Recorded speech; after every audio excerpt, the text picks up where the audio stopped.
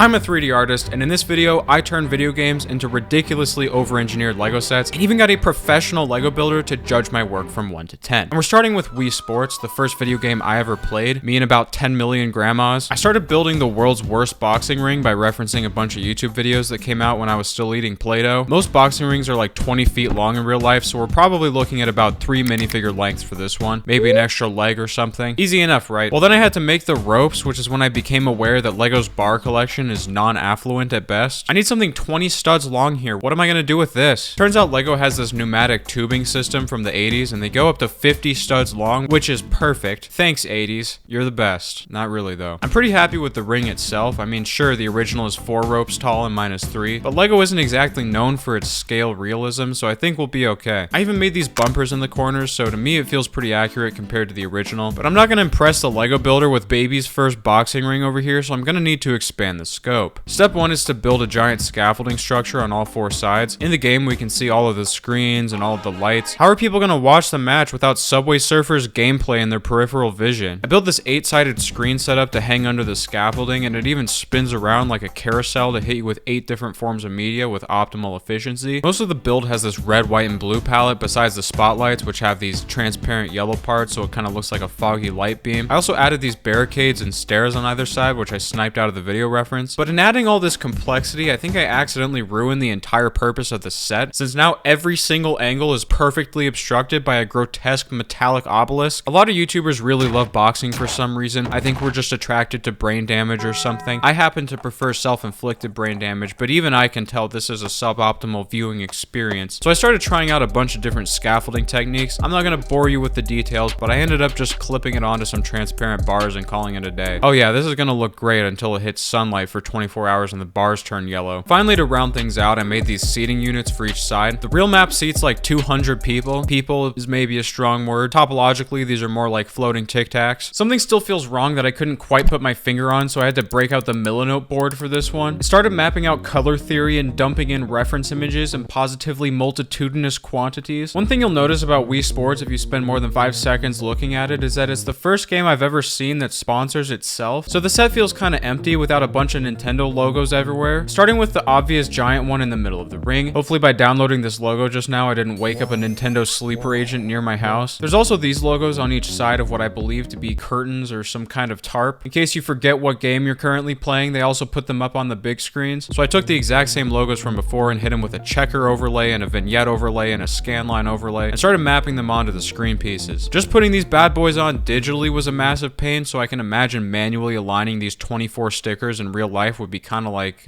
eating nails. Some of the screens just have random text like come out swinging, knock him out, subscribe to Daniel Krafft. That was nice of them. They didn't have to do all that. I also made the screens glow a little bit since here I am unbound by the natural laws of physics. And I'd say the set is looking a lot more complete now than it did before, but there's a disturbing lack of grotesque and abominable me's in here. Honestly, it'd be an insult if I didn't make some. Obviously, I gotta start with Matt, who is the Wii Sports boxing champion, and he's only using 1% of his power here, so there's only a couple people who know what he's truly capable of. One small problem though, me faces do not map well onto LEGO faces. I cannot stress this enough. So I had to spend a bunch of time squishing everything together, making the eyes massive, manually cleaning up a bunch of paths in Adobe Illustrator. Ew. But I'm starting to feel some kind of aura emanating from my screen, which means we're probably getting pretty close. LEGO already has these boxing glove hands from the collectible minifigure series. That saves me a couple minutes at least. Matt does stand alone, but he shouldn't be alone, so I started blocking out the base colors for 5 more minifigures, utilizing research I conducted on the Me Wiki, which is a website that does exist. I'm only picking Miis that actually participate in boxing, particularly in the high rankings. Currently, they all have Matt's face, which is very funny, but I need to stop messing around because this is starting to take too long. I still have to pick out like 20 different hair pieces, modify them so I can capture their unique personalities, and then painstakingly perform Frankenstein science on every single face one by one. I've never made this many minifigures for a single set before. We got Tyrone, Michael, Eva, Elisa, Sarah. Unfortunately, Hamburger will not be making an appearance in this set. We couldn't quite get the rights for that. The final set comes out to just over 650 pieces, probably costing around $60. I don't know if I could justify that purchase without the Hamburger minifigure, but it's a pretty cool set nonetheless. But it doesn't matter what I think, because if I'm going to impress the LEGO builder, I'm going to need my next set to be even better. Also, before anyone asks, yes, I did try invisible arms since Miis don't have limbs in this game, but it doesn't work because the gloves have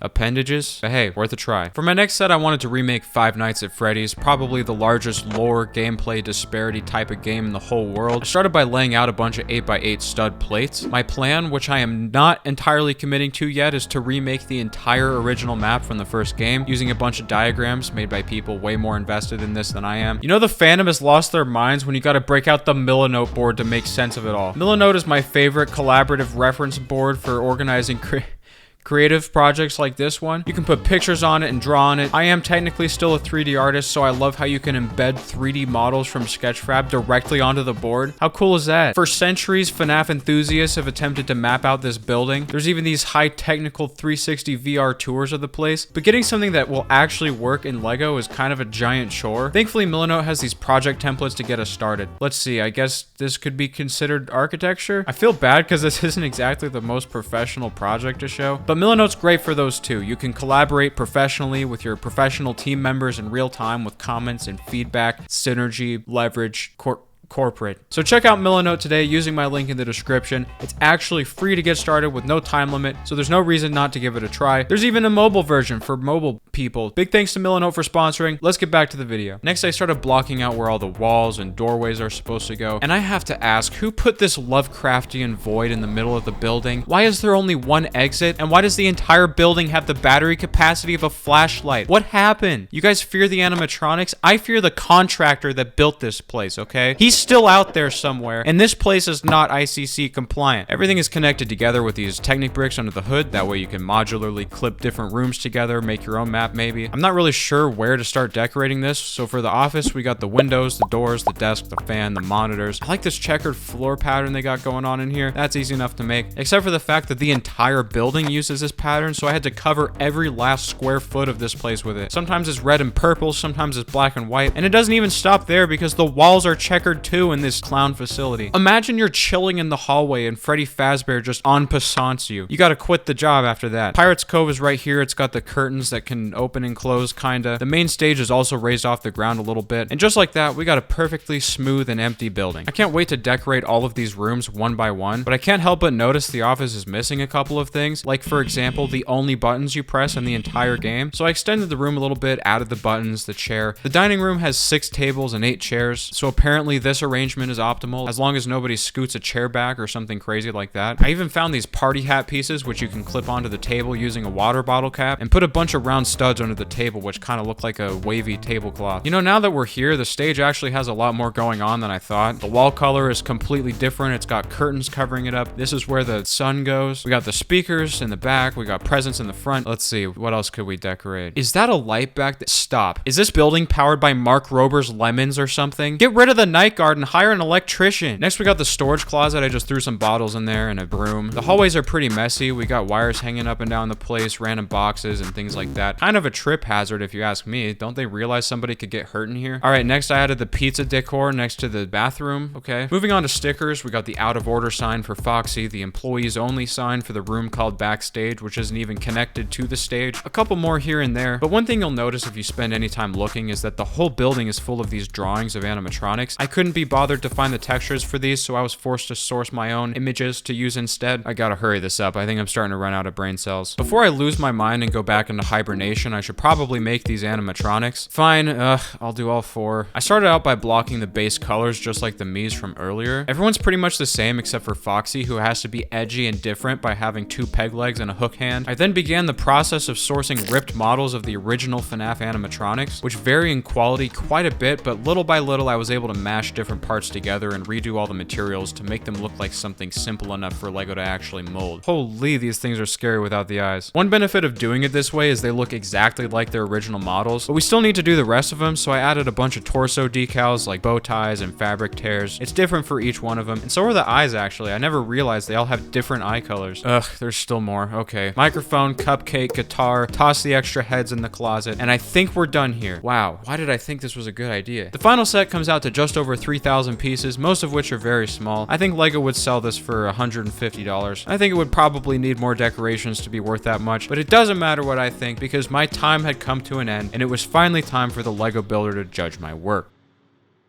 This project and like all my other ones are on Patreon as usual. Thanks again to Milanote for sponsoring my second most deranged LEGO video game project, or third. Does this even break the top 10 at this point? If you're a 3D artist or a regular artist or just, I don't know, have thoughts to organize, check it out. Link in description. I've played Wii Sports a couple times, and I've always just liked the graphics and like the vibe. Yeah, the Mii's, like the faces, I just think they look pretty good. They kind of have that like funny, weird vibe that they have in the real game. I love the like overhead screen Jumbotron thing. The screens look sick, and it really adds something. Like if it wasn't there, it would just feel flat and kind of like bland. But yeah, all the custom details you did, like even the floor of the boxing ring having the Wii logo or text on it, everything looks super sick. I don't really have much to nitpick. Everything looks super accurate, and like it's a good choice of a thing to build even in the first place. So I'm honestly gonna have to give this a 10 out of 10. I think it looks cool. Like the bird's eye view of seeing all the rooms at once is super cool. And the minifigures look great. I know a lot of people have tried to make customs, but those genuinely look like the characters they're meant to be. I love the frills on the table and like the party hats.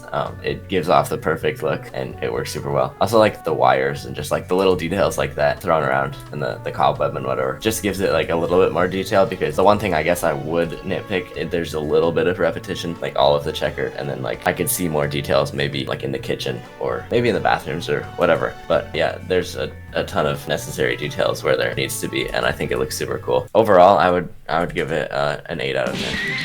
With that, I successfully impressed the LEGO designer, but this isn't over until it's 10s every single time. See ya.